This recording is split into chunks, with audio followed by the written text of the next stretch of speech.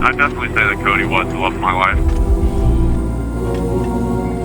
Him and I were so compatible together. He's that person that I could always turn to in both happiness and sadness, and I knew that he was always going to be there for me. Welcome down the rabbit hole, friends. Oh my God. Run, don't walk, to watch Grant Amato's new docuseries, CTRL+ATL+Desire. It's a ridiculous name, but it's available on Amazon. It's through Paramount, and there are some shocking allegations being made in this docuseries. Many of you have come to my channel and you've left comments saying, like, I was obsessed with this case. I know everything about it. Well, the stuff that's being released in this docuseries is new. It's different. It's shocking. More dysfunction, like intense family dysfunction. We're looking at some pretty severe mental health issues with Grant I didn't realize were going on. The relationships within the family are creepy. Let's call it creepy, okay? There's so much to talk about. Let's deep dive into episode 1 of Grant Amato's new docuseries. So Grant and Cody appeared to be attached at the hip. They had the same professional goals, they had the same educational goals, they had the same car goals. I mean, these were people that were totally twinsies at that point.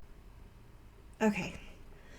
I know, it's like massive cringe and massive sadness, right? Okay, we're actually starting in the middle of episode 1 because this is so crazy. I had to put this part out to you first, all right? A part of what Grant goes into in episode 1 of this docuseries is how close he felt to his brother Cody. I find this really interesting because actually when he gave the interview, when he was arrested by police, and I've gone through that in my earlier videos, he talked about how he and Cody did not get along for a lot of their life until they got into high school, and that's when they became very close. He described it as a much more typical brotherly relationship before then, that the two of them would fight, they cared about each other, but they were in kind of competition, and then by the time they got into high school, they became a lot closer.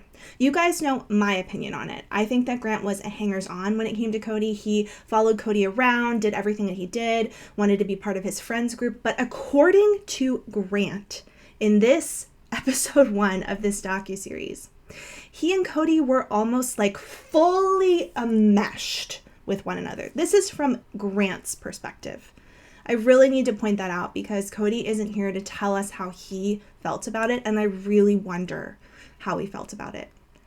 The way that they're presenting it here in this episode makes it look like both Cody and Grant were dealing with, in my opinion, OCD, that the two of them were very enmeshed with one another, and that there were some severe mental health issues going on here, as well as an inappropriate entanglement between the two brothers. I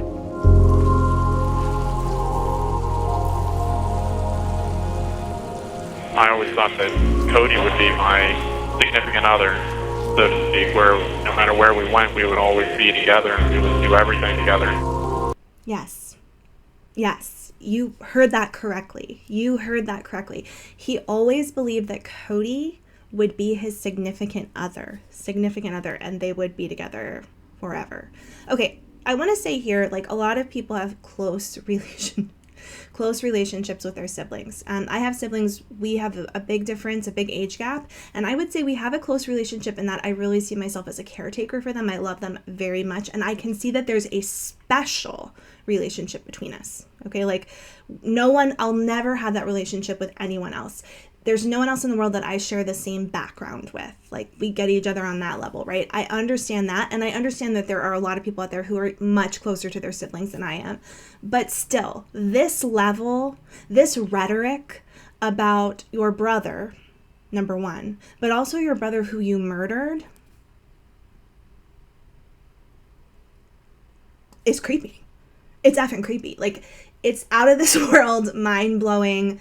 Like, why do you not see? How delusional are you that it seems appropriate to speak about Cody in this way? We can see Grant in prison at this point in time, years later, is still dealing with some major mental health problems. Okay, but let's go back to the beginning now, all right? Because the first thing that they share with us is a video that Grant made probably like on his cell phone before he murdered his family. It's a never before seen video about Grant talking to his brother, what he has to say. I thought it was a joke. I thought it was a joke at first, but as we get further into the episode, we realize it's not a joke. So let's listen to a little bit of that. Cody, you have to do this. With every fiber of your being, you have to do this. And protect my things. Don't let them be infiltrated, please. There's not anything hidden. Do you believe me when I say that this is more cuckoo than we ever realized before? A lot of these things didn't come out in the trial. This is a video that's going to get brought up time and time again in this docuseries. Again, run, don't walk to watch it because there's so much going on here that's never been exposed before. And to me, you can relate this case to other cases we've recently seen occur, like the Chandler Henderson case. These are kids, young men, who are murdering their families because they're not happy with their lives after they graduate from high school. And Grant is just one of several, but his case was one of the first that became extremely famous. All right, so this is a video that Grant is making to send to Cody. I'm still not sure if he sent it yet. Maybe I'll find out later. I think it might have been something that he made but never sent to him. And later we're going to find out that he asked Cody to transfer $50,000 to his bank account and not ask him why, that there's something really important he needs to do. That's part of this video. Cuckoo, cuckoo. I mean, it's just insane, right? And Grant goes on to tell us the reason he was doing all of this and making this video is because he was going to run away, leave, go fly to Bulgaria to be with Sylvie. He needed the $50,000 to get there and to be with her and make a life with her. And he knows that Cody will give him all of this money. You know, Cody's a successful one. He's a CRNA. He's making bank. He believes that Cody will give him all this money because Cody really loves him. Like, really loves him, guys, okay? When you watch this documentary series, you realize that Grant has this delusion that Cody would just give up everything for him. Like, Cody works for him, lives for him, will die for him. That's Grant's belief about the world around him. And what he says is that Cody, the allegation that he makes, is that Cody got to this point where he was like, look, I'll kill myself if you leave. I do not want to live in a world without you, Grant. This is Grant's belief about his older, successful brother who had a girlfriend who was moving on in his life, that Cody didn't want to live without Grant. And that's why Grant couldn't leave and go to Bulgaria. And that's why all of this happened. And, you know, it's just really on Cody. You will not believe this episode. Go over to Amazon and check it out. He's like a normal person who did love his family a lot. One thing that happens in episode 1 is they interview this girl, Mary, okay, who's supposedly Grant's friend. I really wonder if this is not the girl who has come forward as Grant's prison girlfriend, okay?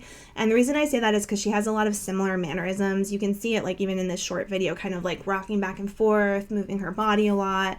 This is something that we saw in my last video in which we looked at the interview that was done with Grant's prison girlfriend. So she just kind of comes in as someone who's helping narrate the story, and she will talk about how like Grant just had a really close relationship with his family. Like they were all really close and it was a good relationship. And it just reminds me a lot of the girl that we've seen in this interview that he's been sending all these love messages to. So it's possible that it's her, but maybe we'll find out more as we go further into the docuseries. We thought it was very unusual that we have a couple of late 20-year-old brothers still living at home who made good money. You guys know I'm only showing you short pieces of this so I don't get copyrighted like I did for my Wendy Williams series. But the situation is that these police officers who are interviewed for this episode, they say what I've been thinking all along, and I needed you to hear that part, okay? They go into this whole like question mark that they have over their heads of like, even when we first joined up on this case, we asked ourselves, why were these two young 20-year-old guys who've been to college, we've got one who's a CRNA, why are they still living at home? Like driving the same cars, living in their old bedrooms, like being so weirdly enmeshed and involved with each other and their parents, being punished constantly by their father. Well, I mean, at least Grant was. They start off like with a big question mark. Why is it like this? What is going on here? Chad and Margaret both worked in the medical field, and they both encouraged their sons to. Okay, those interviewed for the documentary, they all say that Cody is like the nicest and best person. He was a great big brother, he was a great friend, he was a great coworker, he was just a really good person from an outsider's point of view. When they get to talking about Margaret and Chad, the parents, there's a lot more focus on like that they were very concerned about being successful, about making money. We don't really hear that they were the most wonderful people we've ever known. So we know from the beginning, and we've seen this, but father was a pharmacist. I've got a lot of screenshots from his like Facebook and social media, and his focus was on like owning horses, looking a certain way, presenting himself as being a true and consummate professional. He was concerned with his sons being successful as well. And that fed into probably some tension in the household. We also get the feeling that there may have been like some controlling behaviors, even some OCD coming from Chad. And we also have allegations from Grant that Chad was abusive, specifically towards his mom, like physically abusive towards her. And we're going to hear more of that as the documentary goes on. They would spend thousands of dollars on ammunition. Rounds and rounds and rounds of ammunition. Something weird we probably haven't spoken about enough in my videos about Grant Amato is that he and his family were completely obsessed with guns. Actually, when I was able to get into Grant Amato's like social media and look through it, he started a gun club for his friends, for his brother and his friends. He was one of the founding members. It's still up and available on Facebook. I'll put up some screenshots of it. They would do things like get together and party, throw birthday parties for each other. They would go out and do paintballing. They would go out and do hunting. It was a gun club for himself and his friends and all of Cody's friends. So they were heavily into guns. It was a big part of their life. And we do know that Cody and Grant's parents, they were all shot by a gun. We're going to be made aware in this documentary that Cody and the Amato parents were concerned. They already had concerns before this happened about what Grant might do to them with the guns in the house. They were trying to hide and get rid of guns. Like there was talk about their concern that Grant might kill them. They had it in their thoughts and their minds, and Grant is the one that tells us that. Literally my everything. The first big shakeup that happened in Grant and Cody's paths took place in 2018 when Grant was kicked out of nurse anesthetist school. Oh my God, a big revelation is that we are finally hearing the truth about what happened in CRNA at school. I told you guys, I was like, there's no way he just left this of his own accord because he wasn't interested in it. Something happened, something big happened, and it did. And it's talked about finally in this documentary.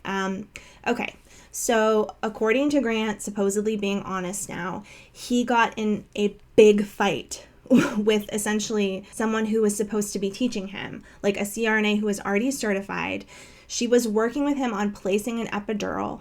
He disagreed with what she told him to do. They got into a loud verbal altercation in the hospital, and that is the reason, once the teachers found out about it, that he was no longer allowed to be in the program. He was kicked out of the program. That makes so much more sense.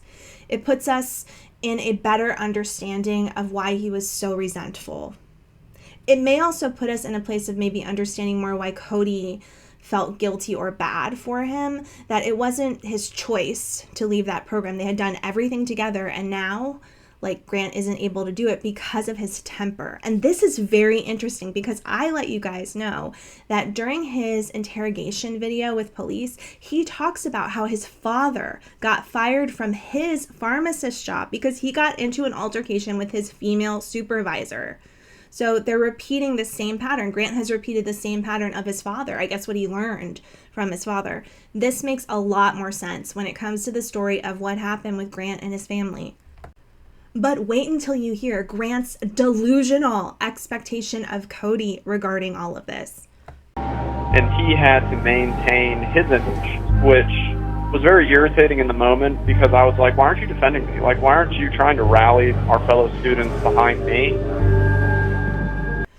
Oh my goodness. Things are making so much more sense now, okay? Grant felt and thought that Cody, his big brother, should defend him and somehow get the entire school to reverse their decision about expelling him by rallying the other kids to stand up for Grant. Grant really thought that life was going to be like one of his video games. He thought that life was going to be like playing paintball. And when it wasn't, he was shocked. And Cody, being like at least a little bit more mentally stable, not being completely delusional, was like, look, I cannot give up everything I've worked for because you threw a temper tantrum towards this person who was trying to teach you. I can't do it. And now Cody is stuck in a place of Grant believing that Cody owes him. Like, that's what's going to happen over the next couple of years as Cody goes on to become successful and create this lifestyle. Everything is really falling into place with this new information. Now we get it. From the very beginning, Grant was angry, resentful, and mad at Cody about this CRNA problem. And that's where I believe the seed of wanting to get rid of his brother was planted. Cami is a new interactive genre of pornography. Okay, here's where we learn a lot more about Sylvie. I've talked about it before, but I'll go over it again. Sylvie is a Bulgarian model who gets on camera on a special website, and she is one of the top earners on that website. What she does is she has kind of like a chat room in which men will enter. She will be putting on a video where she's talking. She may be acting in a, somewhat suggestively sexual manner. And people will start to tip her, they will give money, they will send gifts, and it kind of becomes like a competition in the chat room. And this is really highlighted here in this video. They show us how there was actually like a leaderboard, which I'm sure Grant was very familiar with, like who was tipping the most money. And it was very important for Grant to get to the top. He got to the top and stayed there for a long time. And that's how he ended up spending thousands upon thousands of dollars a day on Sylvie. He was competing with these other men who are spending an awful lot of money. He was also buying personal and private time with Sylvie. And this is where we hear Grant talk about how he believes he actually had a real private relationship with her. Even though he was paying for it, he felt like there was a Sylvie who was on screen, who did the videos for all the other men. And then there was a Sylvie who was the real Sylvie, the one who was struggling to get her chores done, who needed to go grocery shopping. And this was the Sylvie that he got to know in his private sessions, which he paid for. He feels that he really fell in love with her and that they did have a real relationship. And as I said, he made this whole video to his brother asking him to transfer $50,000 to an undisclosed location so that he could go and live with Sylvie. He was completely caught up in this fantasy, totally delusional. We also hear a lot about how Grant wasn't sleeping. He was up all night talking to Sylvie, doing gaming, predominantly talking to Sylvie. All right, Sylvia, look at me. I am outside going to check the mail, and I'm asking you if you can please, pretty please, send me one of your videos. I love it so much when you just send them to me. Yeah, I don't like buying your stuff. It makes me feel weird. Could you please send me one though?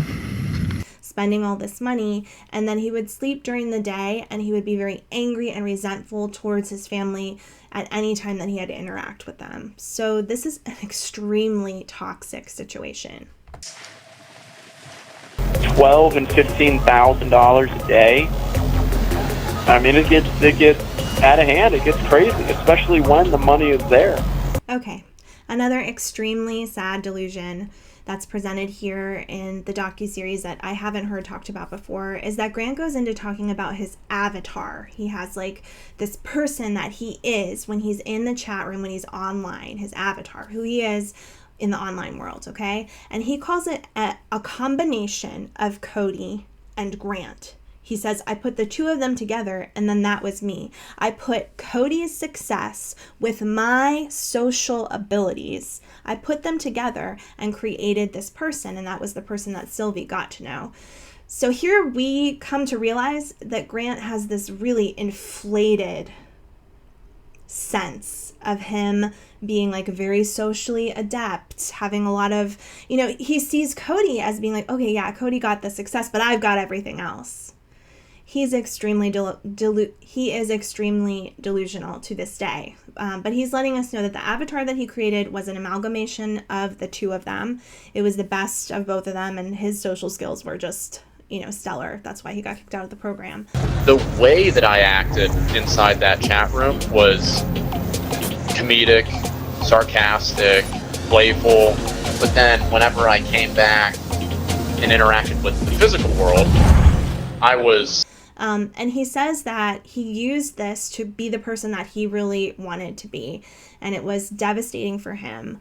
Once everyone ended up finding out about Sylvie, they found out how much money he was spending. And then his father contacted Sylvie and told her, Grant is not who you think he is. He's been lying to you.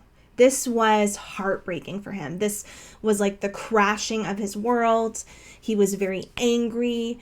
He had a lot of frustration with his family about it. Now, he doesn't open up and say all of that, but we can see it. We can see that this was devastating for him.